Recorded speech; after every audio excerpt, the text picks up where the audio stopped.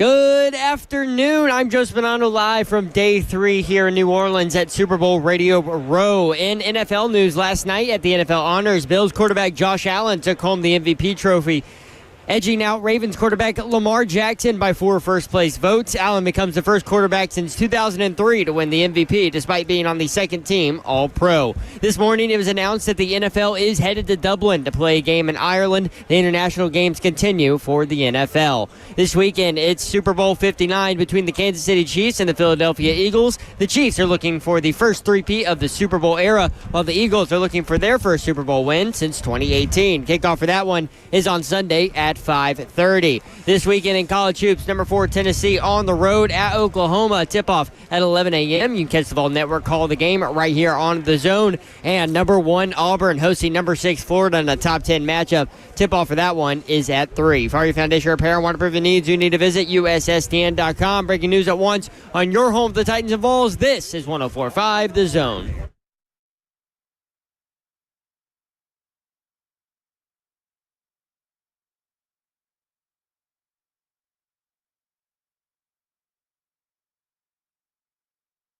Welcome, men. 3HL Friday edition. It is Friday. You did it. Britt Doherty with you on a beautiful day in the Music City, beautiful day in New Orleans, down here on the Bayou at the New Orleans Convention Center. Our broadcast from Radio Row all week, Wednesday, Thursday, Friday, brought to you by Low T Center and Rude, who is proud to partner locally with MJ Frick. You can watch the show live, YouTube, Facebook Live, Twitter, and Twitch. We have a Twitch, please. Thank you, Dawn. We have a big show for you today. Tons of interesting guests for you, I think. Kevin Harlan, Brian Baldinger, Lorenzo Neal, Trevor Sikkema, who's the Pro Football Focus lead draft analyst, Jason Fitz, Dianna Russini, bussing with the boys, both of them, Will Compton and Taylor Lewan. Chris Fallica, you know him as Bear from ESPN and now with Fox Sports. And Jamie Erdahl will close us out from the NFL Network. So lots going on. Dawn Davenport is here, y'all. What up? What up, Let's go. Good stuff. Slay Dog is also here. I'm in the building. Man, it's been a fun week, guys. You tired yet? You ready for the big game? Where are we now? Who is tired? What day is it? I'm tired. Mom is tired. Listen, last night the previous night we were home by 10:30. Last night we were home by 11:15. We're all good. We had a dinner recommendation from a lot of y'all, but then also Jim Nance reached out. He was. I was thinking like, I was back. Actually, no, we didn't go to bed until about 1. Let me say this. We appreciate all the dinner recommendations. And a lot of places it was hard to get into. Couldn't take reservations for a party of 6, or they were having Super Bowl parties, for example. But a lot of y'all suggested Commander's Palace, and then Jim Nance, to drop a name, reached out last night and suggested Commander's Palace. So Dawn called over there. And, Can I tell this story? Please. Jimmy B. Yes. Who you talked with. Jimmy B is who I talked to. So I'm like, hey, I know it's last minute. Do you have anything open? He was like, oh, yeah, well, actually, we just had a cancellation, like 8:30 or whatever. And then when I was calling, I was like, am I sure this is the one that Nance had told us to go to? And so I leaned back, like I hold my phone out from I said, hold on. And I go, hey, Brent, is Commander's Palace the one that Jim told us to go to? And Jimmy B on the phone goes, well, if you're talking about Nance, Jim Nance, yes, this is it. Yeah, he loves it here. We love him. He and comes here all the time. I didn't think it was, but then I looked at the text, and Commander's Palace was one of the ones. Jimmy B was like, Jim comes here all the time, and he was like, I got y'all, come on in. I'm like, okay. That dinner. How crazy is that? Was phenomenal. That was amazing. So good. That was amazing. So good. I am a stickler on going to restaurants and them being able to deliver, especially on like the tradition and the history and all the recommendations. Like, you gotta deliver, especially when you're getting them from everybody. Then Jim comes out and said, I think this is one of the best restaurants in the world.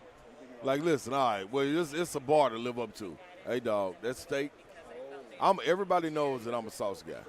Yeah. Like, I mean, a sauce guy. I was probably 4 bites in before asking for sauce. And then when they brought me the sauce. You were like halfway through your steak without sauce. Yeah, and then when they brought me the sauce. Well, it had a little on it, but yeah. Yeah, but it's theirs. It's like the marinade. Like it's already in it. So they brought it, and I just like used a little scoop, and I just like kind of dipped my mashed potatoes in it a little bit, but it was melting. That's how restaurants should judge their steak, is if Slay uses sauce or not. So, but Slay always uses sauce. Yeah, like, I don't care how amazing. good it is. Yeah, it's like it's just something in me. I had shrimp and grits, and it was so good. And then we did bananas Foster. Well, you and I were going to get cheesecake because the cheesecake, they said it takes 6 days to make this slice of cheesecake. Yeah. Mm-hmm. And I love cheesecake, and so does Babs. So we both ordered cheesecake, and then we're like, we circled back, and we're like, we got to do Bananas Foster. Come to find out, Bananas Foster was invented by Mrs. Brennan, who owned that restaurant, also owns Brennan's in New Orleans, which is world famous too. But they invented Bananas Foster there, so we had to do that. And the daughter and the granddaughter still live across the street. In the house. He pointed right to it. Yeah, it was. We got all kinds of history lessons. Pecan pie was phenomenal for me, boy, with the caramel drizzle on there. There goes ice Jameis cream right there. melting. Oh, man, everything tastes so good. That bread, good gosh.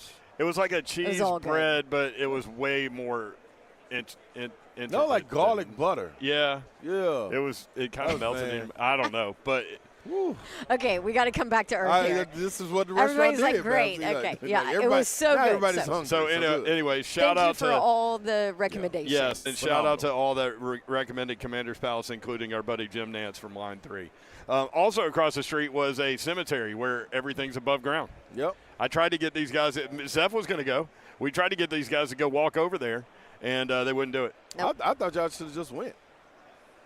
Y'all didn't need us. Well, I mean, when I came out the restaurant from the bathroom, y'all were getting in the Uber. Yeah, that's because the people that wasn't going to go. Like, it was only you and Zep that needed to go. Also, as long as we're telling the story, the cast from Pitch Perfect was there. Yep. Oh, yeah, and Last Workaholics. And Workaholics, Adam Devine. And Paul Pierce and Keyshawn Johnson jumped out and went on in. Okay, I thought that's who that was. Yep. Mm-hmm. Yep, so it was. Yeah, when they first got out, I was like, I'm not sure we belong here, guys. We belong anywhere. All you gotta do is believe that you belong there, and you belong. Yeah, I did not feel like we were famous enough to be in there. Listen, you know who belongs? Lady Vols. Oh, what a win! We were watching on Slay's phone as we rode over, and then finished up there while all these people walked in front of us, and as we screamed at the end. What a win for Kim Caldwell in that program. That was it. We were talking about it yesterday leading into the show. Said it before the season started. At some point, the style that she plays, they're going to win a game that they probably shouldn't win. Looking at the experience that was gathered throughout the season, going to the brink with some teams, losing by one possession, I think 4 different times, the top 15 opponents. Yeah. This was the one to get over the hump. And this right here is program altering. This is the win that could I think his trajectory just shoots up. Like, this is the one. You already got 3 of the 5 players coming in next year, All-Americans. McDonald's All-Americans. Yeah. What do you think the recruiting is going to be like now? Oh, geez. She already said when we talked to her, when I got the Tennessee job, people started answering their phones. Now you go and knock off your rival and all the Lady Vols that were hesitant at first. If you look on social media, they're all of them all in. And you need that. Well, and if you wouldn't want them over. If you watch the broadcast, maybe you were as frustrated with me as at Ryan Russo, but he might have said 1,000 times during the broadcast that Tennessee had won since 2007 against UConn. So thanks, Ryan Russo, for pointing that out. But what did you times. say? I can't say what I said. Well, yeah, I know. But sorry, the cleaned up version. They've only played like 3 times. That was dude. the 4th time Stop playing it. right there. So like. I was tired of that guy. But anyway, 80-76, out-rebounded them 46-34 all over the offensive glass, which Kim Caldwell always preaches, because if you're going to push pace and shoot a bunch of threes, you better be on that offensive window. No doubt. And some of her quotes after the game, too. She said, that's a very good team. I just thought we outworked them, to your point, Mayor, there. And then somebody asked her what she thought Pat would say to her, or would say about tonight or think about tonight. And her answer was, I think she'd be thrilled with the effort and rebounding. I'm sure she's up in heaven with my dad, probably having a cold one celebrating. I love it. What did Gino have to say? Anything? Yeah, he's actually very complimentary of her. He said, "I just wanted to remind her that watching from afar, I can see the difference and I can see the impact that she's had on that program." It's true. It's good. I mean, I would say, what else is he going to say? But then again, that guy always says condescending crap. So.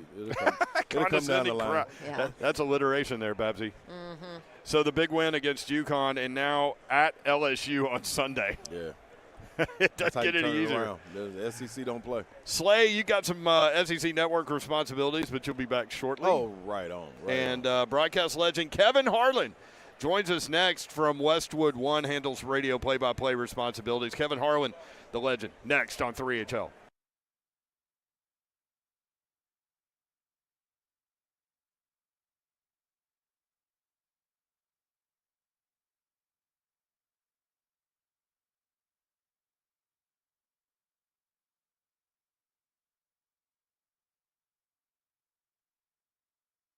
Out of Brentwood, just off Franklin Road. You know what time it is when the style and the deals, when they're exceptional. They're happening right there at Brentwood Jewelry. It's been happening for over 50 years. So get in there and let Brandon and the family take care of you. And they understand this. Valentine's Day is right around the corner. And boy, you know you better get in there and get something special. Whether it's an engagement ring, whether it's a watch, whether it is repairs, whether it is replacement, they can do it all. Women's watches get a reputation for craftsmanship and strong movement, military and aviation heritage. It's all right there in the watch. Yeah, for anybody, men or women. It's an opportunity for you to go on and step aside when it comes to the engagement. First, ask your partner. Next, get to discuss the expectations. And third, if she wants to be involved, then you go in and get her involved. And you get the hell out of the way. Get with BrentwoodJewelry.com. 7012 Church Street East, located in the heart of Brentwood, just off Franklin Road, BrentwoodJewelry.com.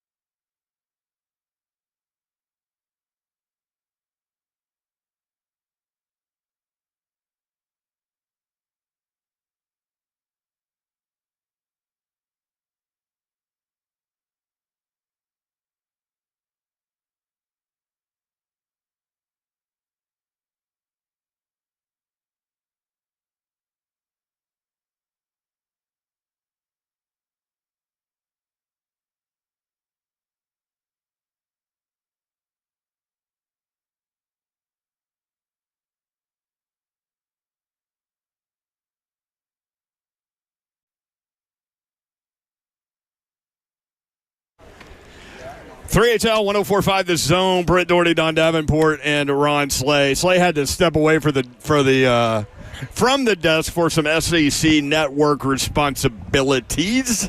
He's going to have a big weekend tomorrow. I forgot that Auburn played Florida tomorrow. Yeah.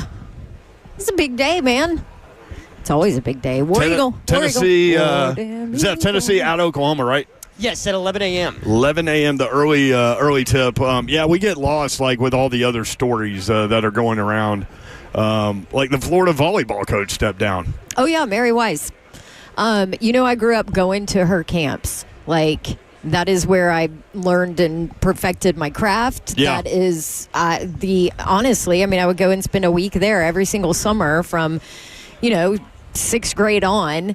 And, that's the reason that I was able to get a scholarship and play collegiate volleyball, because I went to Mary Wise's camps at Florida growing up. And then, get this, I did play-by-play for a volleyball game. Yeah. And she's the coach, and it was one of my first play-by-play games. So we're on the coach's call, which of course is surreal for me, right? Like, this is the woman that I grew up watching and whatever else, and going to her camps. And I had said something like, okay, well, do you feel like your girls, da-da-da-da, whatever. Just like getting info, getting ready for the broadcast. Yeah. She goes, I hope you wouldn't call them girls on the broadcast. They are young women. And I was like, oh, man, all my life I'm like, this woman is at the top of the pedestal. And now I'm like, screw you. No, but all joking aside, man, she's the GOAT. Yeah, so, ultimately we'll get back to normal on Monday, and we'll break down the Super Bowl, obviously. But we'll get more in tune with some of the headlines and stories that are going on, and get outside this bubble that is the New Orleans Convention Center. And we'll be able to get that done as Kevin Harlan sits down with us. Hey, we're live. Make sure you don't say any bad words. I know it. I get it. Well, I was talking with Greg Cosell. Oh, my God. Greg Cosell. Yeah. Would you watch him on some of the shows? NFL matchup he does. He does our show every Friday. Yeah, oh, so he our does. people He does, know. yeah. You've got to be. How He's lucky are you phenomenal. to get him to come on, right? We love him. He's our favorite. Holy smokes. And That's he just phenomenal. went through all the quarterbacks. So us in Nashville, we were like, I know it. diving I in. know it. On Hey, by the way, I like your new analysis. GM. He came from the Chiefs. Yes, Mike you Borgonzi. do. Everybody likes him. We always say Everybody Borgonzi. thinks- Borgonzi. Borgonzi. Yeah. The people loved him there, and they hated to see him go. But he had paid his dues. Yeah. He was ready for this. He's coming to a world-class city. Organization's ready to take off. I'm thrilled he's going to a place like Nashville. Do you get to Nashville much? If I'm not doing a game, no. Your calendar must be just Nuts. ridiculous. Yeah, it is. It is. We have not been to do a Titan game in forever. A couple years ago, I think. There's a reason for that, Kevin. Wait, okay, 2 years ago, did they beat Miami in the last regular season game to knock Yes. Miami out of the playoffs? Yeah, I believe that. That was the last time I was there. Okay. I was there with Eli Gold. Hey, by the way, I saw Mike Keith left doing the Titans. I know. Do you want the Isn't that Titans crazy? play-by-play job? You wanna come hang in we know Nashville? we know people, Oh, Kevin. do you? Yeah. Are you guys a flagship for it? We are. Are you really? Yes. So Mike is going to be the new voice of the Vols. Voice of the Vols. Or the flagship for the Vols, too. Are you really? So who left for the Vols? Bob Kessling. Did he retire? He did after 25 years. You're kidding. I know Bob well. I know Mike well. Yeah. Oh, my gosh. So You're never retiring, are you? You have way too much fun I don't doing know. what you I do, don't know, Kevin. man. I will tell you, I don't think I've told many people. I'm just finishing up the flu. I've not had solid food since Sunday night. Oh, no. So I've drank a lot of water. good night. I'm man. not. It's not that. It's just. It's just a lot of other stuff. And, Yeah. And I can't shake it. So anyway, but I'm not contagious. I don't want you to worry about that. Oh, no, we're we're not good. worried about it. Yeah, at least What now about- it's too late, right? Yeah. Right. Have you Yeah. ever had an episode that prevented you from doing a gig? In Buffalo, ironically enough, I was in Buffalo this year doing a game for CBS on Sunday. Incredibly nauseous. I think I had eaten something the night before. I went to the Dolphins PR person. It was the Dolphins at the Bills. She brought up the doctor, and the doctor gave me a shot of Zofran in the behind. Oh. Yeah. And it helped. Yeah. And Zofran is an anti-nausea medicine, and it worked. I have not had many. Knock on wood. I should knock. The way I'm going this week. got like my goodness. two, yeah. I shouldn't have asked that question. That was a bad go. Kevin Harlan with us, Yeah, play-by-play for Westwood One with the Super Bowl coming up. Kurt Warner, Laura Oakman. How many Super Bowls is this for you? 15th in a row. Wow. Which and 16 overall. Yeah, I feel pretty blessed to do it. Never take it for granted. Always thrilled to be here. In fact, I did a game in Boston last night for TNT, the Celtics and the Mavs, and I was flying into New Orleans this morning or early afternoon. I was thinking, how lucky am I to be able to come to a great city like this? Knew I was going to see people like you on Radio Row, and then my family's coming in tonight. Going to spend the weekend with them, then to get to do this big game that will be heard by so many people. The responsibility, but just the honor of getting to do it. And I never take it for granted. And everyone that I do always seems to have more meaning. I guess the longer you've been doing it, the older you get, you appreciate things much, much more. And that's kind of where I am right now. I appreciate you tremendously because I grew up listening to radio, right? Like, so storytellers, you're obviously one of the best storytellers in terms of presenting what's going on and putting that image into my head, right? To say that, well, I just think we've reached a time where guys do TV and radio and they do it the same way, as if you're watching the game, and it frustrates me when I listen to the radio and it's presented that way. You are beautifully artistic in the way that you deliver. Thank you. Coming from you, that's sure a nice thing to say. My goodness, in terms of how you deliver the game. You enjoy radio. I do. It's my most. It is my most enjoyable, fulfilling, favorite broadcasting thing I do. Now listen, I love being at CBS TV. I've loved my 30 years at TNT, doing the NBA.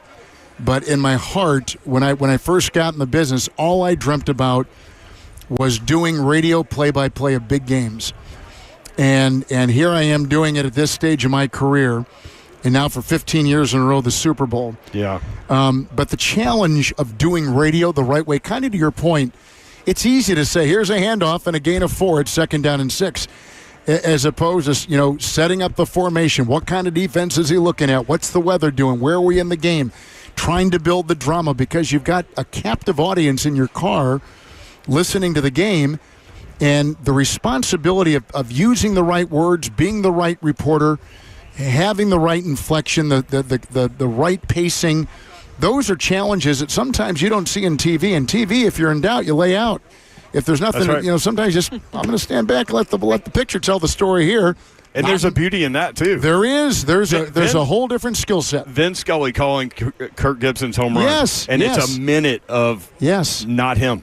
And it's just crowd, which is orchestra, right? It's the orchestra of a game, and radio. You really can't do it like that. You can have a little bit of it. Clearly, little pockets of space are good, but on TV, it can be so captivating just to hear a crowd. I always hate it in an arena if a guy's come up with a big shot or a big dunk or whatever, and they throw that music out. Yeah. There's nothing more magical than a crowd by itself in full throat being able to conjure up that passion and that emotion with their screaming voices and the faces you can see, and a lot of times tears and coming out of these fans' eyes for their team, and it means so much. Those are moments which don't need any artificial injection. All it needs is just that. And Scully was a master at it. Summerall was great at it. You can go right on down the line. The legends always are. But radio is a little bit different. You've got to fill in the edges. You got to fill in the margins. And that's the rub. That's the challenge. And I love that challenge. All right, let's talk a little bit about this. How long have you guys been doing this show? Seems like, he's been doing it forever. So 3HL started January 2010. And good. It was me, Blaine Bishop, who played for the Titans. Yes. And Clay Travis over there.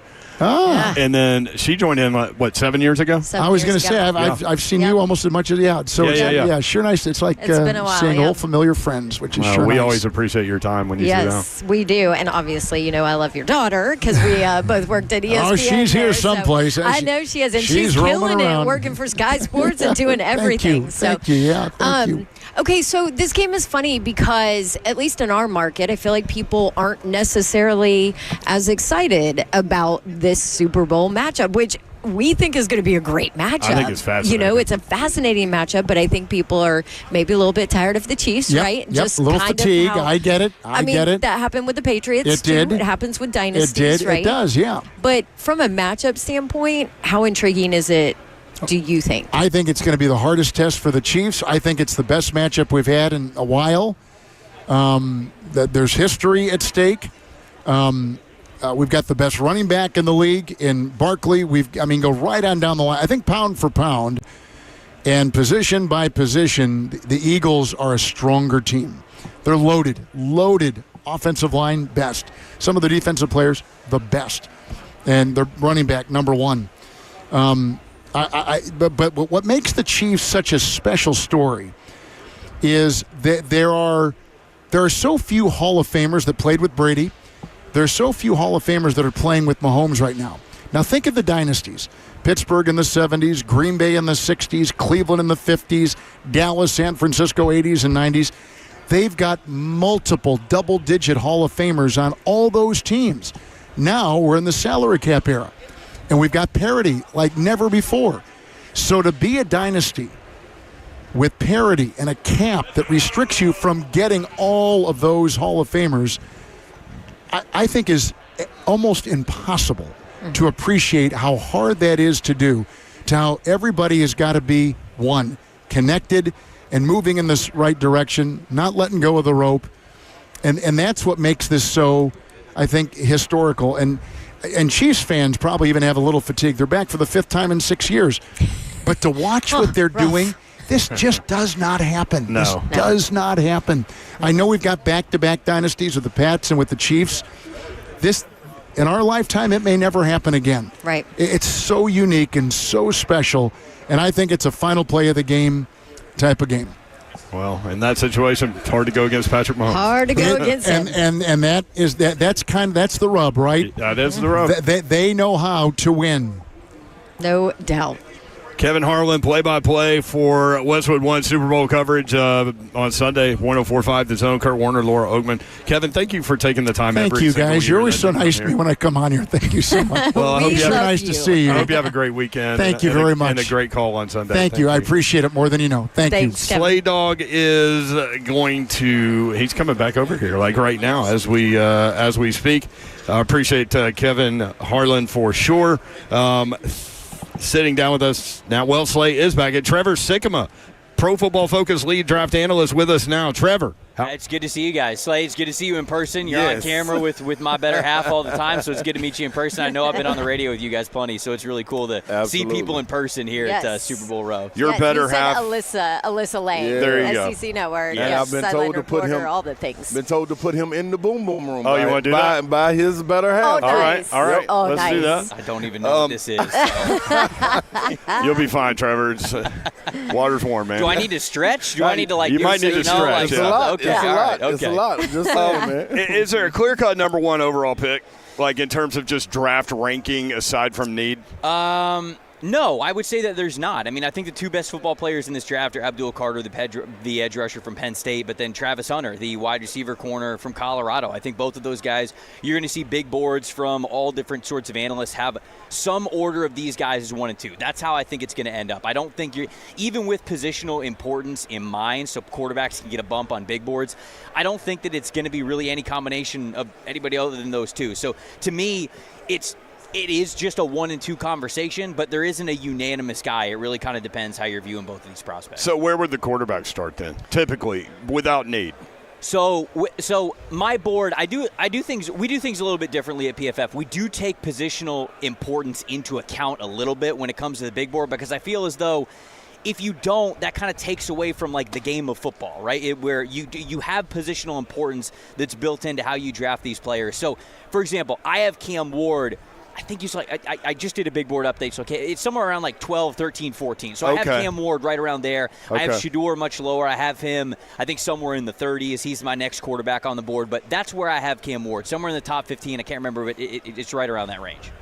So he's the clear-cut quarterback. Best quarterback. I think so, because when you have that quarterback conversation, I think Shedeur is really good. You can tell that he's been brought up around the game. He is a quarterback who, and this feels like it's a dying art in college football now, genuinely knows how to read defenses, genuinely knows the timing and progressions of getting to different wide receivers and when you do that against what kind of defenses. He can read things pre-snap. He can adjust to things pro-snap.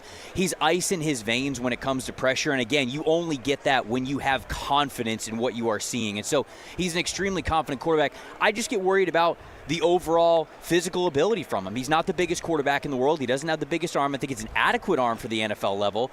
But I don't think he's going to be somebody who's really going to be able to get you out of trouble with his arm talent. And he's also not a super mobile quarterback, which is kind of funny with it being Deion's son. And Deion's one of the most athletic players we've ever seen in the league. I think his other two sons got more of his athleticism, unfortunately. But, you look at this situation where I think that he brings you a high floor as a quarterback. But in terms of ceiling, give me Cam. Cam gives you the ability and the arm talent and the mentality to complete those 2 to 3 throws that you need every single week to win in the NFL. And that's what coaches will tell you all the time. You play 60, 65, 70 snaps a game, it comes down to 5, right? It's just those 5 plays that make all the difference in the world. I think Cam gives you a better chance to make those 2 or 3 that would come from the quarterback position that can win in this league and get you in the playoffs, and who knows after that. So if you're the Titans, do you go that route? I mean, the Titans have a lot of – you can look at any PFF grade on any Titans unit and understand that there are a lot of holes for this franchise right now. But – And it's an interesting question, because I would tell you the real value in this specific draft class, if you're not getting a blue-chip player, which obviously they have the opportunity to, but a lot of the value in this class is going to come from the late first round all the way through pick like 60. So it's the team that has probably the most picks rounds 2 and 3 that are actually going to have the players that are going to kind of stick around in the NFL. It's not a draft where it's like, okay, we're going to get these major impact players here. It's just plentiful. But it's a lot of guys that are going to make out the core of your roster for the next 4 or 5 years throughout their rookie contract. So with the Titans, it's very interesting because the ultimate draft caveat, which I love, so I can never be wrong, you got to wait until free agency, obviously, until we get to that point to see if they make any sort of changes at quarterback. If the quarterback room stays exactly the same, it's hard for me to think they're not going to pick one within the top 3 or even at number 1 overall, because the Giants are sitting there lurking, and they're very desperate as a team that's number 3 as well. So unless the quarterback room changes, like even a little bit, like even if Kirk Cousins gets cut by the Falcons and they go, okay, well, we're going to sign Kirk Cousins. Okay, that at least gives you the ability to say, now we could draft Travis Hunter or Abdul Carter at number 1, or you trade back a little bit. Maybe trade back a little bit further. Chicago Bears are a team that is super desperate to get a great edge rusher. Maybe you go from 1 to 10, get a couple of extra picks that Chicago has in this draft, so you can get still a good player at 10, but then you get a couple of good players on day 2 as well because you got those extra draft picks. It all just depends if they change the quarterback room at all between now and the end of April, because if they don't, I'd tell you they're drafting a quarterback at number 1, but if they do, everything's wide open for what they could do in this draft. Well, it's funny that you say that, though, because, by the way, that's exactly what Mr. Babs, my husband, wants to have happen, is move back, get all this draft capital, fill some holes, and, Your husband knows ball. Yeah. That's good to hear. I love it. He is a crazy fan, though, so some of his stuff, I'm like, that is just not realistic, But so it's interesting, too. We've been here, a couple days, and there's been a couple people who have said, because you're talking about the quarterback room change, who have said, we'll give Will Levis another year and, move back and still fill all those other holes. But I'm like, it was rough. And I'm sure the Titans fan base will burn the city down if that happens. I think that Levis is a quarterback who has the arm talent that you give a chance to, but it's hard to not look at this year and say they did,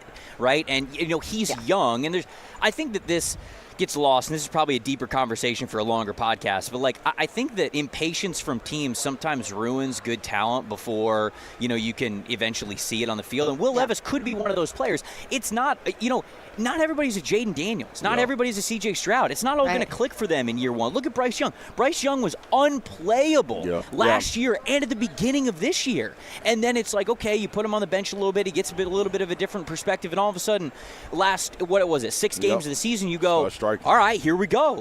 And so I think there's a lot of what-if stories of quarterbacks that don't get that chance. I just don't know if Tennessee really has the ability to give Will Levis that chance. If he is going to become that quarterback at the NFL level, it just kind of feels like it would be for another team, unfortunately, at this point because of where Tennessee's at. Trevor Sikkema with us, PFF lead draft analyst. And you talked about quarterbacks being bridge guys. Daniel Jones was one you left out, but we ain't got to talk about that. That's who Slay wants. Yeah, I hadn't thought about Daniel Jones for the I Titans. want him to. Okay. You know, that's if they go that's that not route. bad. Okay. Again, I like the idea of them changing the QB room in any way, right? And that just gives you the flexibility. Because the whole point of the free agency is you want to be able to mitigate your biggest weaknesses, to go into the draft, to draft the players that not only make a difference for you in year one, but are difference makers for you in the future. You don't want to sit here and go, God, we think that Abdul Carter's a generational prospect. But we need a quarterback, and we're going to pick one that we have a second-round grade on at best. Nobody wants to do that. And so the Daniel Jones point's actually an interesting one. Okay, real quick boom, boom room question. You go in the boom, boom room, the door's locked behind you. The only way you can get out is if you tell the truth to the best of your ability. I have a rep that asked me to ask something. Okay. Now, here we go. Yeah, Florida ties are in you. He might know that rep. Yeah, it's a possibility, but we never speak of the rep's name. Okay. Now, possibility is Florida ties with you, right? This is true. This is true. Deep Florida ties. Deep Florida ties. The SEC, it just means more, correct? The SEC does mean more, Florida, yes. Tennessee are rivals, correct? They are indeed, yes. Give me a coach that you would rather play for. Would it be Todd Golden or Rick Barnes? You know what he wants to say. I'm just saying. Alyssa speaks so highly of Rick Barnes. I think I might pick Rick Barnes, but hey, Todd Golden's about to take Florida to the Final Four, so I don't know. I love Rick. I love Rick. Yeah. But Todd Golden's got us on the Final Four track, so I'm gonna say Todd Golden. I'm gonna stick with it. I'm gonna go orange blue. I'm gonna stay true to my blood veins. All right, I'll let you out of the boom boom room. This shall continue. Trevor Sikkema, PFF lead draft analyst. Check him out. You've got podcast responsibilities as well. How can people find you there? A PFF podcast, PFF NFL show, which we do not only audio but also video on YouTube. And if you're on YouTube and you also want to check out the NFL Stock Exchange podcast, myself and Connor Rogers from NBC, we're covering the draft multiple times a week all the way up through the draft. It's kind of a 365 draft podcast we do. Having a lot of fun over there with the mock drafts, all the player rankings, all those thoughts and everything. So, those two spots. Trevor, thank you. Yeah, I appreciate it, guys. Anytime. Right, made it through the boom boom room. Yeah. Marvel would be proud. Marvel would be proud. An abbreviated boom boom room. All right, more 3HL next on 104.5 The Zone.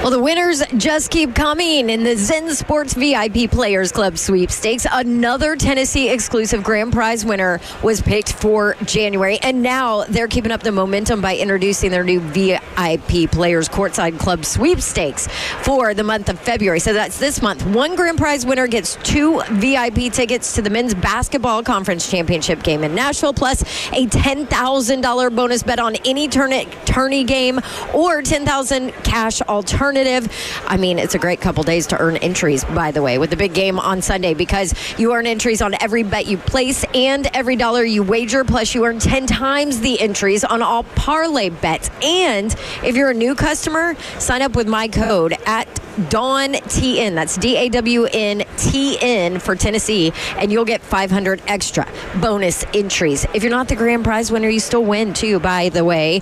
You have a shot to win one of 10 small prizes, 2 tickets to any men's regional basketball tournament game, and a $1,000 bonus bet on the tourney, or $250 cash. So jump in with Zen Sports, where betting just got better. Gambling problem? Call 1-800-889-9789. Must be 21 and older and located in Tennessee. $5 minimum wager to qualify for entry. Terms and conditions apply. Contest rules at zensports.com/sweepstakes.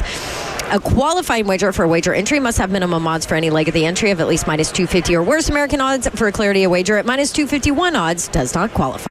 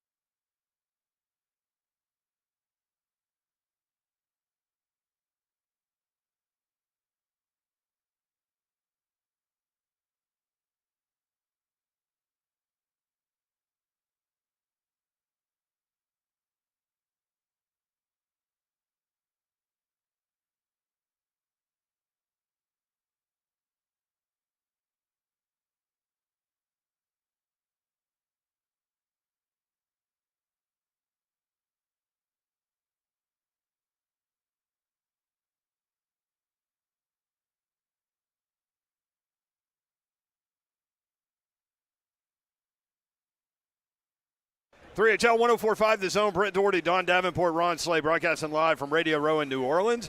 Our Radio Row coverage is brought to you by Low T Center and Rude, who is proud to partner locally with Roscoe Brown. Speaking of Low T Center, Synergen X and Low T Center bringing their expertise in testosterone therapy. SynergenX.com, lowtcenter.com. Brian Baldinger is with us now. Baldy, what's up? How are you? Well, I'm doing great. It's good to be here. It's Super Bowl week. I mean, I don't know about all of you, but this is my finish line. I'm looking forward to the game and breaking it down on Monday and going on vacation on Tuesday. So, I enjoy the finish line. We enjoy Baldy's breakdowns on you. social media. How much fun are you having with that? And, what was kind of the genesis of the idea there? I thought the genesis was I used to do this show called The Aftermath for the NFL Network. Yeah. And I was doing college football then and NFL games. I was doing both. And I would get into Los Angeles to do this show on Sunday night. And the show would start around noon, but I would try to get in the film room as early as possible to watch as much as I could before we did the show. And I started posting some little clips of something I would see that would catch my eye. During that time, it was 2017, and it just caught on. And the more I did it, the more people responded to it. And so I thought, I didn't know it was going to be a thing right away, but within a year, especially when players started coming back at me and coaches and kids, I knew it was connecting. So the more good feedback I got, the more I wanted to do it. How do you fix the right side of the Titans' offensive line? Was that challenging to break down some of that stuff? Yeah, it was. It was. Look, the left side, there's a reason why those guys are first-round picks. Yeah. And Tony Pollard was running left, and the big runs and all the good stuff came to the left. But, look, you got Bill Callahan there. I mean, yeah. he's I remember when I was in Philly when Billy came, out of Wisconsin. And I was just kind of exiting my career in '95 when he came with Ray Rhodes. And everywhere he's gone, he's built an offensive line. Mm-hmm. And I trust Bill. You can see what happened to Cleveland this year when he left. You can look what happened to every team that Bill Callahan left from and what happened to their line. They went down. So I trust Bill to be able to fix it right now. They need some pieces too, obviously. Need pieces. But at some point you got to have the player to be able to fix it too. But how about something positive? It's been a long season for us Titans fans here in Nashville. There wasn't a ton of positive to break down. Will Levis was quite a disaster. So give us a positive breakdown. This is easy. Okay. I mean, T-Pain was one of my favorite. Tavondre Sweat was one of my favorite players to break down all year. I just loved, first of all, he played a lot of plays, and he's a good player. But a guy with that size, playing next to Simmons inside, I thought that was pretty special. And he had a lot of good games this year. He gave a lot of people fits. Yeah. He covered some ground. He got off blocks. He had that big man thing going on inside there, I liked watching Tavondre play, man. Now, I hope he could keep his weight, under control whenever. Yeah. That's the challenge. But I thought he was everything they said he could be at Texas and more. I thought he was a good player at Texas, Byron Murphy. There were some guys there on that line, but I thought he exceeded my expectations. Growth potential for him, too? Have you seen that in the film? Well, even in this game right here, the Super Bowl game, you still want to be able to stop the run the ball. Those basics really don't change. And, he eats up a lot of space inside. You want to be a good linebacker, you better have somebody that's protecting you up front. And he has that ability to do it. So, and then the thing that they saw from him, as opposed to just a two-down player, is he's got some pass rush to him. And he can collapse a pocket. And that's what differentiated him from a lot of other defensive tackles in the league. And the thing, if you look at a guy like, say, Dexter Lawrence, who's had 2 great years back-to-back. He got hurt this year, but still, he was just a big guy for the first 3 years of his career. And he didn't do much. But he said he had to really fight through to create the endurance to be able to stay on the field without just kind of going through the motions. I thought he played at a high level, and he was playing 70% of the snaps. Yeah. So to play at a high level and that percentage of snaps at that weight is unusual, and he did that. Which I think is more than they expected, honestly. Yeah, no question. Coming in. That was a big conversation point with him. How big is the gap when you start looking at these guys at D tackle between a guy like Chris Jones, Dexter Lawrence, Jeff Simmons, and the bottoms of guys trying to grab a hold of that top 10 as far as defensive tackles go, like a T. Sweat. Well, he's got to produce more in the passing game, But Jalen Carter made a huge jump. Yep. First year to second year. Yep. He played the highest percentage of snaps of any defensive tackle I saw. Right. I don't have the stats in front of me, Right. but he's playing over 90% of the snaps. They didn't take him off the field some games. Right. Now you don't have to do that to Tavondre, but I think that he could climb. Can he get to the top 10 spot? I think it's possible. Yeah. I think it's possible. Yeah. But you're going to have more quarterback pressure. You're going to have to beat one-on-ones, beat double teams, But, Simmons is going to take a lot of that from you. Yeah. So you get the one-on-ones, you got to win a higher percentage than he did. Agreed. Brian Baldinger with us on 3HL. You mentioned the left side, the 2 first-rounders. What did you think about J.C. Latham this year? Kind of an up-and-down deal, but definitely showed some ceiling there. He showed, he showed some vulnerability in his pass sets. Mm-hmm. He was beaten probably more than he wanted to, but that's a learning curve. I think that what you're looking for is consistency, where you're not great this Sunday and you're struggling this Sunday, or you're great against this B player and not very good against this A player. Like, you got to get to the point, like Jordan Mailata did, where you're good against everybody and you're consistent. It starts with your set. The power in the run game is there. Him and Skoronski, you can see the movement, at the point. But you also have to learn the guy next to you. There's a lot there. And then you're playing from behind. You're playing with a quarterback that's just schizo. The loss to Chicago, the loss to the Jets. You don't want to hear this stuff. Yeah. But, that stuff doesn't help your left tackle when you don't know what the quarterback is doing. Yeah. That's just, you kind of want to know. If you're Lamar Jackson, great. All right? But you know that. If you're Jared Goff, you're Jared Goff, and you know that. It's kind of makes it a little bit – look, even in Philadelphia, where I know those guys really good up front, they're not always happy with Jalen Hurts when he's holding it for 5 seconds or 6 seconds. You kind of want the quarterback to be in a rhythm and getting the ball out. And you want to have that rhythm in your head. That can help everybody up front. Brian Baldinger with us. The brand's 2 great options. Low T Center, where it all started. Expert men's healthcare in a place where guys feel at home. And Synergen X Clinics. Big, bright, modern with emphasis on VIP treatment for men and women. SynergenX.com, lowtcenter.com. Baldy, good to see you, man. Always enjoy the breakdowns, brother. Pleasure. I'm going to keep them coming. There he is, Brian Baldinger, 3HL, 104.5 The Zone.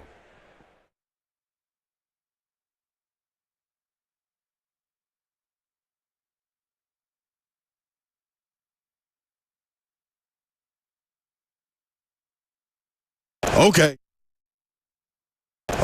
I got to talk to my fellas out there now. I got a question for you. You can answer it. How are the things going in the bedroom? You know what I'm talking about, right? You're happy. Is your partner, are they happy? You noticing some differences? Well, that means you need to get in the game if you're not already in it. The game.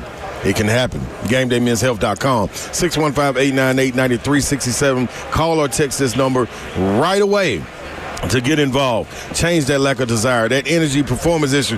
People, it's testosterone. The levels, you need to have them tested. Those ED issues that you may be facing, that could be testosterone. Could be something else. Bottom line is, you don't know until you see Game Day. Text them or call 615-898-9367. This is how easy it is. You got 10 seconds? Well, listen, grab your phone, go to GameDayMen'sHealth.com. At the top of the page, click Book Appointment. Pull up one of the 2 locations, Green Hills or Hendersonville. I go to the one in Green Hills. Name, phone number, and email address is all you need. 15 minutes, your lab results are back, and it's real easy to go. If you decide to move forward, you can begin with your personalized treatment plan right away. Go to GameDayMen'sHealth.com. Get in the game today. 615-898-9367. GameDayMen'sHealth.com.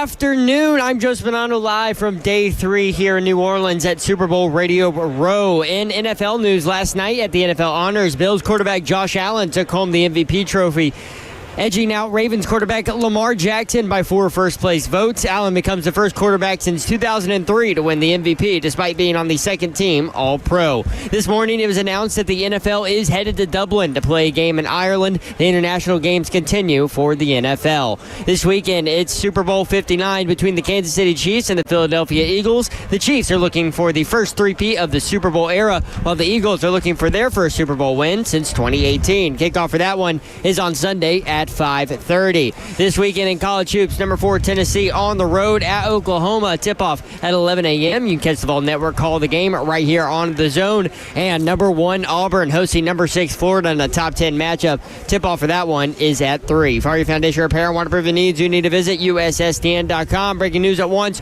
on your home of the Titans and Vols. This is 104.5 The Zone.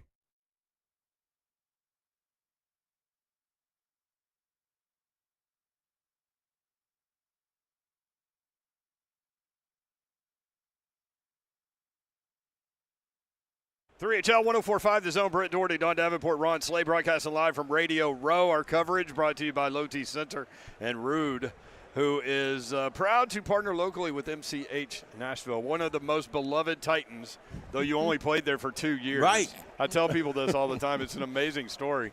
But, man, Titans fans still love you, bro. Lorenzo Neal joins us now. Low Daddy, what's up? You got it, man. It's you're loved because of one play, and I love it. You know what? Give me another play. I wish I had 2 of those, man. I'd run for mayor. I need one more play like that, and I'd be the mayor of Nashville. My favorite part of that story is you telling Frankie prior to the kickoff, hey, man, they're kicking it to me. I'm telling you, and I'm going to give you the ball as fast as I can. And that's what happened. It's crazy. It was. It's like slow motion, watching it happen, reliving it. I know they had celebrated the 25th year the other day. And just like being a part of it, just being on the sideline, it was almost like slow motion. I remember Fisher calls us all over, and hey, home run throwback, we're doing it. And everyone's like, because we had like 3 guys. I mean, Dyson was the 4th guy that was going to be the one that's going to be able to get in the game. So Mason was cramping up, and I always tell him he was scared, so he didn't go in the game. So when you guys talk to D. May, say, Lowe said that you were afraid to get in the game. You didn't want to get in. And also say, Lowe say someone called you the bootleg preacher, and he'll just fall out laughing. You don't even got to say. So make sure you say, hey. Someone said, hey, bootleg calls you the bootleg preacher, and he's going to say, y'all been talking to Lowe. So he's going to know right away. But, yeah, amazing play. It's freaking awesome. And the memories just it seems like yesterday, that play. From your vantage point, you give the ball to Frankie. Frankie makes the throw. Dice has said what you said, like he was trying to remember what the play was because he wasn't supposed to be out there. Right. And so he said at some point you just become an athlete and do your job. But from your vantage point, could you tell how close that throw was to being backward? Because Dice said he didn't even think about it. No, it was all I know. After I just took off running, I knew Frank. I didn't even look. If you watch the play really closely, you weren't looking. I didn't even look because of the fact I trusted Frank. Football's about trusting that the other guy, your partner, is going to do what he's going to be in the place he needs to be. So I catch the ball and I take off running and I just throw the ball back and Frank's right there to get it. I engaged in a block. Okay. So the guy was coming to tackle. I ended up blocking on the play, so I'm engaged in the block. So I don't get to see the throw. I wasn't watching the throw. So I blocked, I think, 2 guys on that play, and then I just hear the crowd go just getting louder and louder and louder, and it was just amazing. And watching that place just erupt, I mean, it was like 20, 30 minutes. When they come out of the stadium, the place was still rocking. Yeah. So they review the play. It feels like it was like 25 minutes. It was only like a minute and a half. Right. It did, what were you thinking while the play was being reviewed? You just kept asking, was it forward? Was it? You just kept looking. That's what guys do anytime a play's under review. Yeah. What'd you think? What'd you think? What'd you think? And most of the people are like, it's too close to call. Oh, we can't overturn it because they made the call. I don't know if they would have called a lateral. They wouldn't have overturned it. I don't think they would have overturned it. And that would have been a completely different memory and story. Exactly, because it's one of those plays that you see on the 4th down when they say, hey, we call it on the field, and then we look at it, and you're like, and on the TV, it's like, you could or could not. Yeah. It's just you can't reverse it. Yeah. So, don't know. And it was so freaky on the Music City Miracle because Frank's body was going one way and Dyson's body was going the other way. So it's like a visual Olympics thing. But I guess they do I don't know, what's the show that they do where they. Yes. What's his name? Yeah, it's sports science. Sports science, yeah. Man, why don't they give you the raise? I mean, you're over here interjecting sports science. Please don't do this to him. Don't do that. Oh, that's too soon. Too soon. I saw her head. She grabs her head like, oh God. I see both you guys. You're like, Kirby. What's Kirby? Kirby, you the man, baby. Turn his mic on. What are you guys doing over here? Not letting Kirby. Oh, here we go. Kirby, how'd you know that? Sports science. What's going on, Kirby? I just absorb stuff. He just absorbs. Look at this guy. He's absorbed. He's this sponge. How could you guys do this to Kirby? How could you guys do this? Put him in the background. Put him in the forefront. There you go. Low dog, you're killing I can tell. No, but sports science, they showed it. You've probably seen it. And it was, said it was really a lateral. It wasn't a lateral. They said it was legal. How much fun was that locker room that day? Oh, my God. I think that night I went out to, I forget the steakhouse I went to. My bill was like, I think it was, because I had family in town. It was like $1,000. How about they gave it to me? How about they said, it's on me tonight? I'm serious. It was that. Dude, and we're talking 25 years ago. $1,000 because there was like 10 people. We went to a steakhouse. I mean, the town was rock. Dude, that play. If you think about that play, that time, that was a brand new stadium. Yep, first year. We didn't lose a game. Nope. Not one game in that stadium. It's just been built. You don't lose a game. You're in the playoffs with 16 seconds left. You're about to lose your first game. You're in the playoffs, and it's all of a sudden this happens. Yeah. Dude. Yeah. I felt like I could walk on water. High fives and hugs everywhere, baby. You know, honestly, though, now 25 years later, you could probably walk into a steakhouse and do the same thing, and they would probably give you that meal. I'm telling you. It's so iconic. Low Daddy with us, Lorenzo Neal, Believe Sports Network. Before we talk about anything else, my favorite story that Blaine tells about you is when you were with Cincinnati. And Randall Goffrey, you saw on tape, go flying into, and you called Blaine and said, tell him not to do that. Yeah. Will you tell that story? Oh, this is a great story. Oh, yeah. So Blaine and I, we're dogs, man. I mean, that's my bestie. We always chat it up. We still do it. And I was disappointed to leave the Titans. I mean, dude, we went 2 years, 2 great years. Two incredible teams. And in the year after the Music City Miracle, we were playing in the AFC second round. We know it's Baltimore and us. Yep. Jeff says the winner of this game is going to win the Super Bowl. We knew whoever wins that game was going to win the Super Bowl. That's what we knew. That game, that's how close and competitive it was. And we were a little bit better. We thought we were going to win that game. And that's a game, you look at it, a guy, one of the best field goal kickers in the league at the time, who's had played 16, 17 years, Aldo Greco, he had a day. Just missed it. It changed the trajectory of the game. When a game's that close, when you know it's going to be that close, you can't afford to miss field goals and get field goals blocked and miss. Details matter.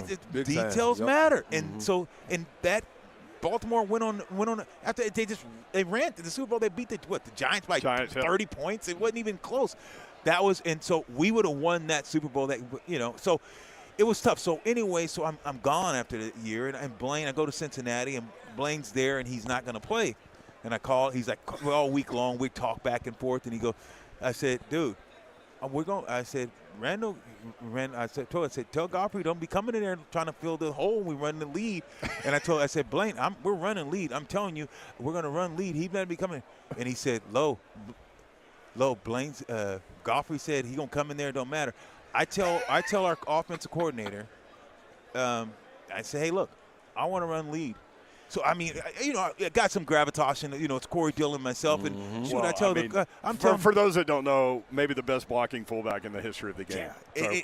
But that's who Randall is. Randall Godfrey's a tough dude. And I was like, dude, I told our OC, look, let's run lead. I want to run out. We're going to establish it's going to be a physical game. Set this tone early. Set the tone. You set the tone. You know that. You run a good lead. You set the tone. Yeah. Randall came in, he came out too. He went and he ran, and I mean, and he just, and I get him. I mean, I get him good, and he just goes flying back, and I look on the sideline, and Blaine just like shaking his head, and it's like, oh my goodness. Blaine said he told him not to do it. Yeah. So Blaine said Godfrey got up. They got him to the sideline. He sits down next to Blaine, and he's like, "Hey man, did that look as bad as it felt?" Blaine's like, "Dog, I told you." Donald Mitchell, I knocked out that game. Oh my gosh. D. Mitch, kickoff turn. He's on kickoff.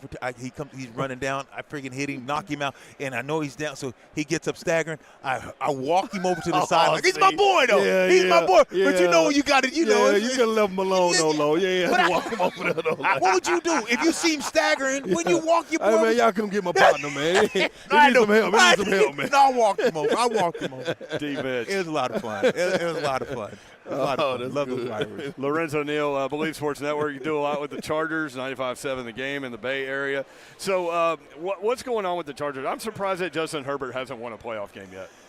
Yeah, and this is one they could have won. Yeah. But the Texans played bad. And then the Texans, end up getting it corrected. Chargers couldn't separate in the first half. Exactly. You know what I mean? Spot on. Yeah. But I think that when you look at Will Dissly, dropped a crucial play on third down. They had a chance to get, to keep a drive going, to at least lead to some points. The fumbles, the mixed execution. They had a chance to be up like 21-3 maybe in the, 21-0 maybe in the first quarter. And you didn't take advantage and capitalize on, in the playoffs, and you let Houston stick around. And Houston's got a good defense, so they can get after you. And in the running game, so I look for the Chargers, and Harbaugh done a phenomenal job. They only win 5 games before he gets there, and the year he gets there, now they win 11. Yeah. The turnaround that he has, and this wasn't with his guys. You got to realize Eckler's no longer in the building. You got to realize the best receiver went to the Chicago Bears. When you think about who's it, Keenan Allen. Keenan Allen could be a Hall of Fame type of receiver. And not that McConkey didn't do great, which he did, but now if you have Keenan and McConkey, and now if you have the running back was so inconsistent for the Chargers. So I think what Harbaugh did, he almost overachieved, and now the bar is going to be set. But you give this guy a tight end, let them get a running back, and continue to build in the trenches. You already got 2 great tackles. You got to figure out something that guard center to be more solid in the middle, because that's what you got to do. And I think this team is poised. It can compete with Kansas City. Herbert is a good quarterback, a great, one of the elite quarterbacks. Can his game get improved? Yeah, but he went several games without throwing interceptions. Playoffs, didn't have a good game, and just like I saw you get lucky and make a shot right there, 5 for 5. Sometimes you get lucky, and that happens. Lorenzo Neal with us on 3HL. Now, this is the fullback position. Yes. Are you thinking the fullback position will come back, or did tight ends steal away the thunder from fullbacks? I think you'll see some. It depends on the guy. Yeah. It's we talked about Will Dissly. I think the tight end position, he'll be a good blocking tight end, but can he run routes and do certain things? Right. So it's certain things that you have to make yourself. If it was just about being able to catch and run great routes, he wouldn't be in the league. Right. See, I think what gets lost, it's like if it was about just running routes and being a great catching fullback, I wouldn't have played 16 years. So I'm going there to tell you to say that the tight end it's possible, but it wouldn't be probable if you had the fullback do what you need to do. And that means when I see a linebacker, I create a new line of scrimmage. I'm getting him out of there. I'm separating myself, and that's what happens when you get in there. And it's like, okay, and it's a stalemate. Tailback says, "What do I need a fullback for?" Right. When they're going to stalemate, now you impede my running game. If you don't create a new line of scrimmage, when I got there and I was playing the game, and Sam Gash and certain guys, Moose Johnson, you watch those guys. We said, bam, I'm moving you out of the way. I'm going to take you. I'm going to put you on your back. I'm going to move you out of the way. I'm going to create a lane. So that's what the fullback position. So I don't know if it's gone. Right. I look at certain guys, and it's technique. Look at Juszczyk, what he does for the Niners. He's good at coming in, getting guys down, cutting the outside leg, getting the seam, doing those certain things. So I don't think it's gone. I think you got to have a commitment by fullbacks to make sure that they can be dominant and play physical. Gotcha. But I'm glad the running back's back, by the way. This year has been big. That was huge. How incredible is that? Saquon Barkley season. Oh, my God. Derrick Henry. If you have – the only thing is it's crazy. If Baltimore doesn't fumble the ball as much and turn over the ball, I think you would have had both these running backs would have been in the Super Bowl, would have been number 1 and number 2 rushing teams in the Super Bowl. And what would that have been? Wish Kansas City wasn't here, but they're here, and they're tough out. It's watching this Philadelphia Eagles team play, the way that Nick Fangio has this defense playing, and the way that Saquon's running the ball, they're tough out. Yeah. This team, you watch the Avengers, when they're all together, they're pretty tough, but they're going against Thanos because you know who has the rings. Man. That's Mahomes. Well, Lorenzo Neal. A lot of people say, okay, stack the box, stop Saquon, and see what happens, right? Yeah, it's not that easy. Exactly. Easier said than done. Yeah. Everyone's tried it, but Saquon's been pretty incredible. They got this offensive line that the Philadelphia has, this offensive line can get after you, and it's going to be interesting because A.J., I think he's a pretty good receiver, too. We live in the matrix, she always says. You mentioned sports science earlier. John Brinkus, who did sports science, just walked by you. Oh, wow. He just walked by you. We during should talk the to him conversation. about the Music City Miracle sports science episode. Low Daddy, good to see you, man. good to Where see can you guys. people find the podcast again? Yeah, just go to the Believe Network and check it out, and then go to LorenzoNeal.com. You can go to Lorenzo Neal and follow me on Instagram and Twitter and all those other things, Snapface and everything else. Belichick. There we go. You look like you could still go, man. Oh, I'm still staying pretty in the face and slim in the waist. Don't hate, big fella. I see you looking over here, baby. I love it, man. Oh, Give me hope, baby. Give me hope. There is Lorenzo Neal, 3HL 1045 The Zone.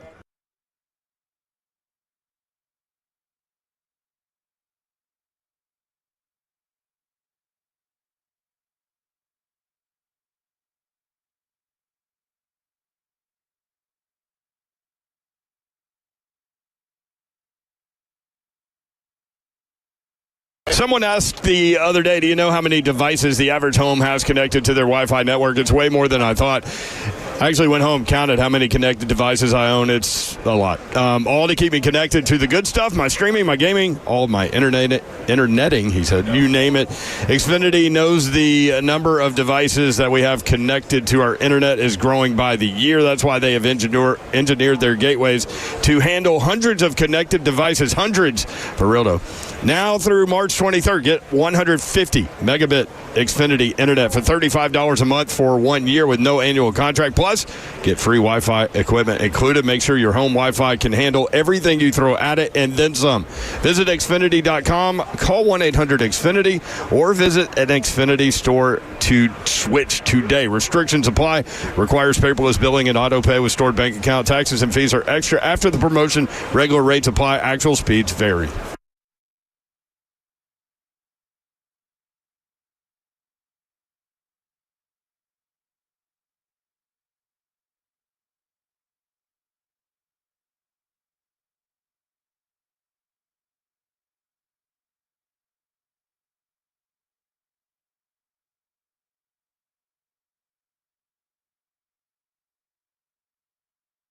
I love living in Middle Tennessee. We've got great restaurants, entertainment, sports, and one of the nation's top Ford dealers right here in our backyard.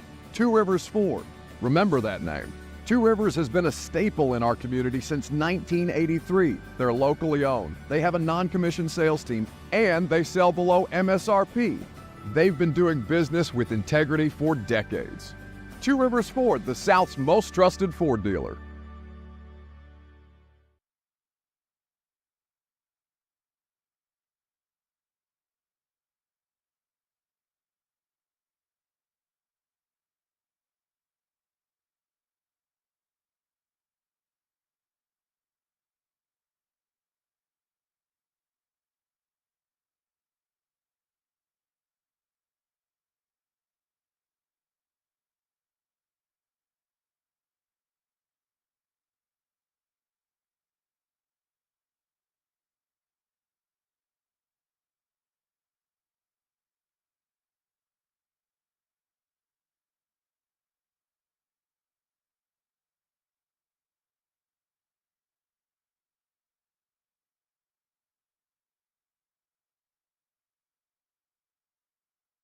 Sometimes it is time to upgrade some things in your home, like maybe your windows and doors, right? Yeah, it was time for us in my rental property and my house. Actually, it's still time to do the upstairs windows in my house as well.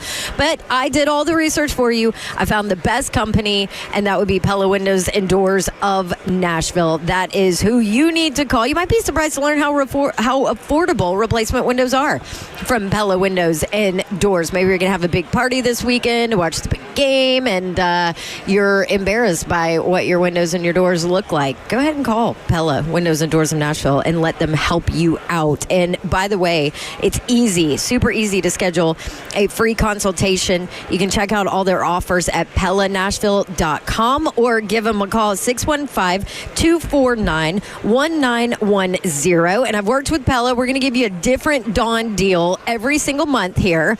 And for February, right now, 47% off qualifying installations and no interest if paid in full within 12 months, no payments due. How about that? Go online, ask for the Dawn deal, PellaNashville.com.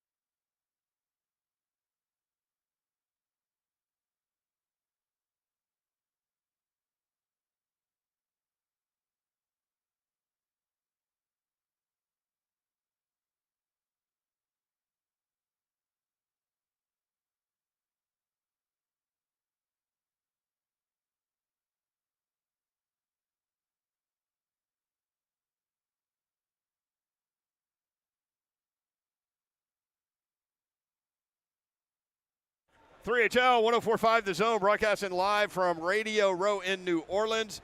We will be here all week.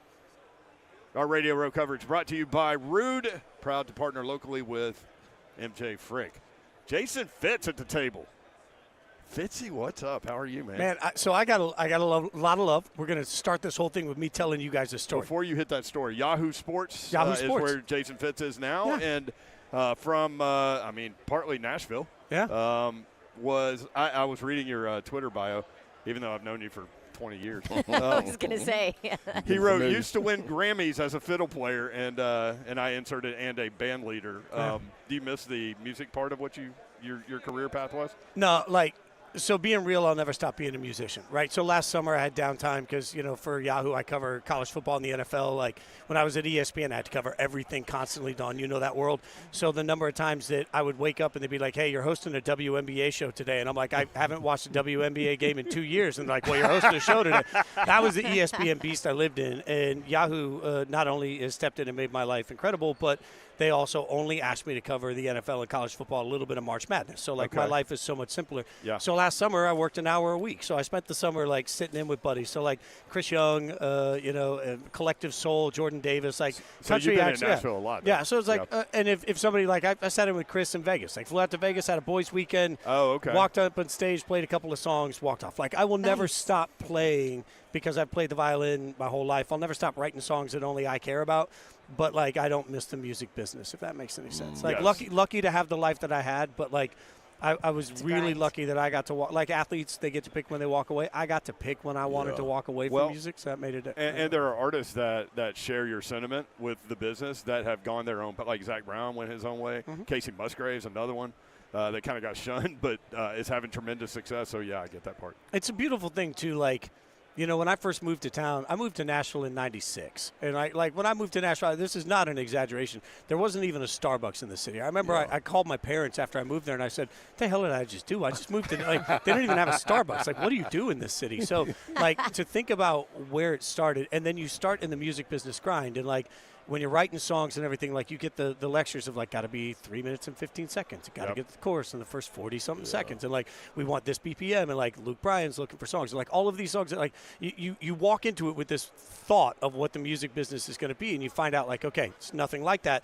How do you veer into it? And I always respected the heck out of it. I always liked that part of the chess match. Yeah. But man, there's just something about not having to worry about whether or not this song needs a fiddle solo. I'm just playing one. There's something about going in the studio and saying, this song's 5.5 minutes long and it's depressing. I like it. So it's just nice to get to a spot where I pay my bills talking about sports so that I can make music to have fun and just still have that connected part of my soul. When you came to Nashville, were you immediately in the band Perry? No. So I moved to Nashville with 3 other guys that I went to high school with. And we had a record deal. A lot of people don't know this story. We had a record deal with RCA in New York. We were going to be the White Boys to Men, basically. So we moved from PG County in Maryland, where I was living. I went to high school the last couple of years. I graduated from Bowie in Maryland. We moved from Maryland together because we got dropped by RCA. Our producer, the guy named Darrell, is now known as Tank. And Tank's won all these Grammys as a R&B guy. And so Tank was our producer, and we thought we were going to be this great pop phenomenon. And we got dropped by the record label, and because they were producing other acts, didn't work, and so everybody that was under that production arm got dropped. That's how pop worked in the 90s.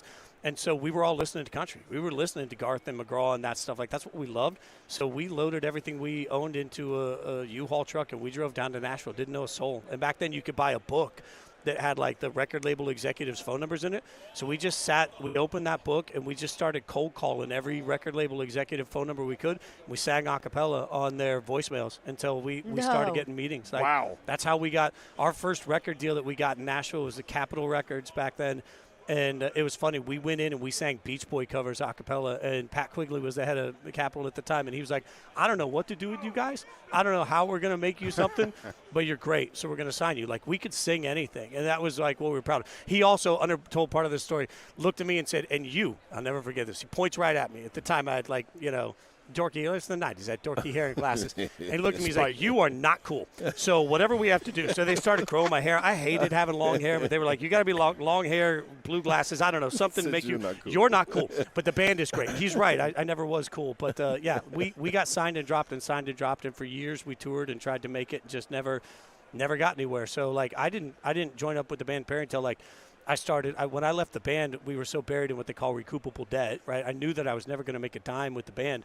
So I was like, I at that point I was playing in orchestra, in the Nashville String Machine. I was playing on these huge records. And I was like, all right, I was playing fiddle for the band and singing. And I was like, I'm just going to try and figure out how to make money right now. So I started playing for other people. And that got me to Phil Vassar. Played for Phil for a few years. And Phil, when I was out with Phil, I connected with a buddy that I'd known for years, and he happened to have become the drummer of the band Perry. And so he was the one that was like, wow, man, we love what you do. And they made a fiddle change, and that was right when If I Die Young was coming out, and that changed my life. So I spent 7 years touring the world with I got to live every one of my dreams. Like, I'm very thankful for that chapter. So when did you start playing the fiddle? Like, I started playing the violin when I was 4. I'm like a hoity-toity, the way I said that. Started playing the violin when I was 4 in Las Vegas as a little kid. My mom wanted to take piano lessons, and so we bought a piano, and somebody came over to give her lessons. My mom's tone deaf, and I would jump up on the bench after the lesson, and by ear, I was playing what my mom was trying to learn. So they took me to UNLV, and they're like, do you have any piano teachers? And they said, no, but we could put him in violin for 6 months. And so that's really what started me. By the time I was 8, I practiced 8 hours a day. I got into Juilliard when I was 10. I played Carnegie Hall when I was 10. Like, I was a little classical violinist prodigy. That was my life. Like, I remember when I told somebody this the other day. I remember the first time I heard November Rain, the Guns N' Roses song. Yeah. And I looked at my mom, and like, this great orchestra on that. And I was like, I want to do that someday. And my mom was like, no, that is beneath you. You are a classical musician. And like, and then later, like, you flash forward, like, I was lucky enough to play like the Matchbox 20 Mad Season record was the biggest thing I played on with the orchestra. And hearing the orchestra on that, and like, the thing went 5 times platinum, and that had a ton of hits. And every time, like, their story is incredible. Yeah, 100%. And like, for me, like, Tim McGraw, if you're reading this, I played that at the ACM Awards, and that turned into a #1 song from that broadcast. And every time I heard that, I was like, nobody in the world knows that I'm on that song but me, and it means something to me. So, like, it was a progression into fiddle music. It wasn't a natural thing. When I started playing fiddle, my whole thing was like, there's a bunch of 12-year-olds that play Orange Blossom Special better than I ever will. So I took rock records from the 70s that I really liked and started dissecting the guitar parts. I asked myself, like, how do you play like a guitarist approaches it? So I never wanted to be like a bluegrass fiddle player. I was just like, how do I be an aggressive rock country fiddle player? That was my goal. Jason Fitz with Yahoo Sports. And now you talk sports. Yeah. Well, what's interesting is, and you can get from his conversation about how diligent he is to learn and to lean on people. So the whole transition into sports talk, number one, why? But I remember, like, you calling a lot of people, including me, and, like, kind of trying to pick our brain about the business, and I'm blessed that you did that. No. Well, I mean, you were, and your reputation is your reputation for a reason. You're just a good man, and I have to say that loudly. You're just a good dude. And the one thing that surprised me, because, like, our busiest year, we were gone 300 days. And I came home from 300 days on the road, and I was like, man, I don't love this. Like, so one of my buddies said, you know, I was thankful for it, but I didn't get a rush playing a show. You know, like, we played for 110,000 people in Hyde Park in London. And after the show, I remember getting in the van and being like, where are we going next? Like, there was never it was just such a whirlwind. I didn't love it. And one of my buddies said, if I asked 100 of your friends what you love, what's the answer? And I said, sports. So he's like, figure out how to talk about sports. So I sat in my car because I felt like an idiot with a microphone, and I put up a 10-minute podcast on Facebook, and it was my drug. It was the most incredible rush for me. And all my friends that I'd ever toured with were like, oh, it's like listening to you on the bus. All you talk about is this junk. And so I ripped it apart, and I wrote a business plan, and I just started talking to people. Anybody I could talk to about what the business is like. And I modeled my podcast before podcasts were things. This was like 2012. I modeled my podcast after everything that I could possibly, like, listen to. So I listened to radio, and I figured out that, you know, hey, there's a 12-minute opening segment. So I built my own music, figured out how to make the music, you know, come in and fade out. How do I get used to a 12-minute monologue? I built interviews. I just really tried to teach myself and then listen to everybody I could about the business, and that changed my life. John McClain, who you know well, changed my life. And this Super Bowl 12, this was a story that years ago. I had just started the pod, and John and I had become friends. And he's like, hey, I can get you a day pass to walk around Media Row if you want, just to check out and see what the experience was like. That's one of the most giving back people in our business. Changed my life. John McClain changed my life. The first time, John actually, we were at dinner in Vegas, the ACM Awards, the same time at the time as March Madness, his Final Four. He always goes out there. We were sitting at dinner, and I had been doing the podcast for a few months, and he said at dinner, he's like, hey, man, just want to say, like, kind of hurts my feelings. You tweet about this podcast, but you've never asked me to come on. And I was like, well, John, I didn't want you to think that that's why we were friends, and that's just not how I operate. I don't ask people to come on my podcast. I just hope that somebody's willing to. And so he was like, I'd like to come on next week. And so we did the interview, and after the interview, a lot of people don't know this story. After the interview, he called me after we hung up, and I'd recorded it and done everything. And he's like, hey, man, you're really good at this. And, like, if you really want to do it, my phone book's your phone book. So, like, that, like, he introduced me to Shefty. And I get emotional talking about it. That's all right right there. Yeah. I mean, how incredible changed my life. And so you do local sports talk radio in Nashville. you jumped to ESPN like quickly. Yeah, I had a year, a local 102.5. I had a year. I think to be honest about that. Yeah. And the hardest part about that is Nashville. He gave me. I got an offer for ESPNU to do. We all appreciate usage deals. It was $1,000 for a usage deal. I'm transparent about my life. $1,000. They could fire me after one show. And so I went to the band and said, hey, I got to do this show in Charlotte on ESPNU with this guy named Mike Kolick Jr. about college football. And I might get fired after one show. And the band said, no, we're not comfortable letting you do it. We can't guarantee you can have the next 10 Mondays off. So I quit the band with no idea how I was going to pay my bills. And quit the band. And I was like, all right, last show was the State Fair in Alaska. And 2 days later, I was in Charlotte, and I was doing live TV. Never done it before in my life. And I got really lucky that there happened to be, right after that happened, there was a contract situation, and I got a call, and, I got offered a shot at the morning show. And, sometimes it's amazing how fate works. Like, they wanted me to do an hour of radio to test it. We all know that. And so I'd known Braden Gall for a while, and Braden called. He's like, you want to do it? Went in, and y'all can't make this up. It was the Titans were playing the Raiders, my favorite team, in the preseason. So we did an hour of mock radio. Raiders colors. Right. Always. We did an hour of mock radio about the Titans-Raiders game. And I think I walked out of that, and they were like, this guy knows everything. I'm like, I know everything about these two teams. I got lucky. But they made me an offer that was I say gently, I could have made more money working at Starbucks, but I knew I needed the reps. Yeah. So I was subbing in on ESPN National Radio at night for 4 hours to get the money, and then I would sleep on the couch at that studio. I'd sleep on the couch, and I'd wake up and I'd do the morning show with Braden. And I did that for months of just like because living in Hendersonville, I didn't have time to drive from the studio by the airport back to Hendersonville. Like, that drive didn't make sense, so I would just do it. I'd sleep on the couch and get up and do the morning show. And that's like, ESPN noticed the work ethic, they noticed the grind, and that it went from one shot to another shot. And then 2018 they moved me up to Bristol and changed my life. ESPN gave me my first like real full-time contract shot, so changed my life. That is dope, man. Listen, you understand your foundation, what it means. Circle back to Bowie. How rich in talent is Bowie? Because when you said PG County, I got some friends up there. You talking about Maryland? Maryland. Yeah. Yeah, like this. This. I don't know. I can't say it's untapped because it's continuous talent coming out of there. But it's speak about Bowie. Bowie was, and I didn't know this because I moved to Bowie my sophomore year in high school. Yeah. And I sat down, and because I was that kid, I was wearing a Juilliard shirt because I was at Juilliard. So I went to public high school, and then I'd have to go to New York, and I'd spend 4 days a week in New York every week. And I was sitting there, and you can't make this up. Like, a guy sitting in the seat next to me looks at me, he's like, Juilliard. And I was like, yeah. And he's like, I just finished my first run on Broadway. And he literally he had been in Gypsy on Broadway for the last year of his life, and he was on the Mickey Mouse Club. And I ended up going to high school with two guys, JC from NSYNC. Like, we're still good friends. He lives in Nashville. JC and I were buddies from Bowie. Like, the amount of kids that ended up making it in. So, like, you had all these kids in one set that were making it in the arts, and then we had two kids that were headed for the NBA, all in the same high school. Like, it was, I'm telling you, it was the weirdest. It's crazy up there, man. The thing that PG County taught me that really changed my life, that I've taken with me forever, is know who you are, be who you are, don't change who you are for anybody. Mm-hmm. And that is like in Nashville, in the music business, that is the toughest damn lesson in the world, because you so badly want success that you're like, no, you want me to put a count. Like, I remember when I left the band that I'd been in, and I was doing some solo shopping in my own stuff. Somebody came there like, hey, let's do a fiddle like Charlie Daniels record. We'll put a cowboy hat on you. We'll pitch it. There's room in the market for it. And I was like, what part of me comes across like Charlie Daniels? Like, you couldn't be more different as human beings. But I learned that from PG County. Did you already have the tats and everything? No, too? no tats. The tats came later. The right arm is everywhere I've ever lived, and the moments I'm proudest of in my career. Okay. So that is.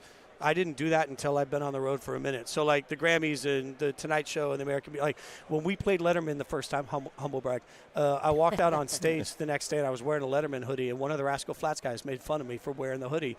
And I remember sitting there thinking, man, we sacrifice so much. What's the point if you can't enjoy it? So I decided then I was going to get this tattoo so that when I'm 80, I can look over and say, oh, yeah, I remember that time that I played Dick Clark's New Year's Eve. So, like, all of that stuff is on my arm just because, like, to me, the hardest part about Nashville is that the extraordinary feels ordinary because everybody experiences it.